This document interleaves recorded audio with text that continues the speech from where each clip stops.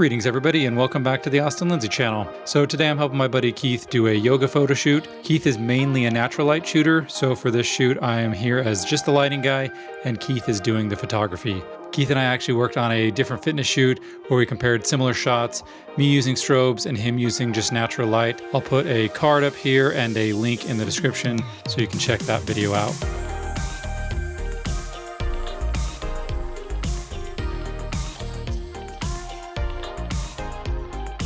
Okay, so for this setup, we're doing some posing shots. It's gonna be against this white background here. We have this 400 Pro. It's in a large umbrella with the sock on the end. This is probably a 5-foot umbrella.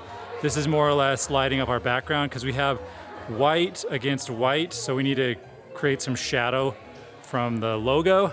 And then we have this AD200 Pro bouncing off the ceiling, and this is just kind of giving us some fill light. And then we have another 400 Pro with a 35-inch-ish softbox with a grid on it, double diffused. And this is gonna be kind of our main light.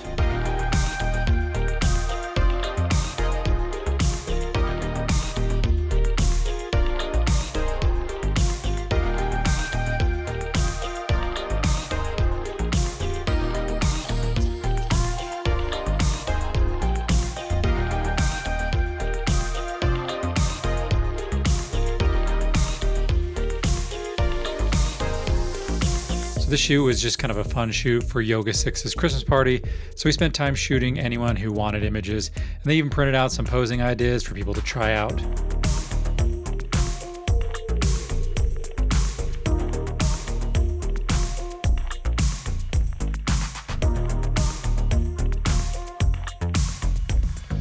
So some of the last photos we did were some group photos, and this first set was still up against the logo wall. And this had much of the same light setup as the singles, the AD200 Pro bouncing off the ceiling, 400 Pro with the umbrella against the logo. But for this group, I also put an AD200 Pro bouncing off the back white wall for a larger spread of light. So the umbrella on camera right is providing most of the light and creating kind of a direction from camera right, but the idea in these images here was to have the light be mostly directionless and soft. So the last location, if you will, was in the corner, and since the night was kind of winding down, I wanted to play around a little bit with the long shadow on the logo wall. So I moved one of the AD200 Pros with the Fresnel head, and I moved that up against the logo wall.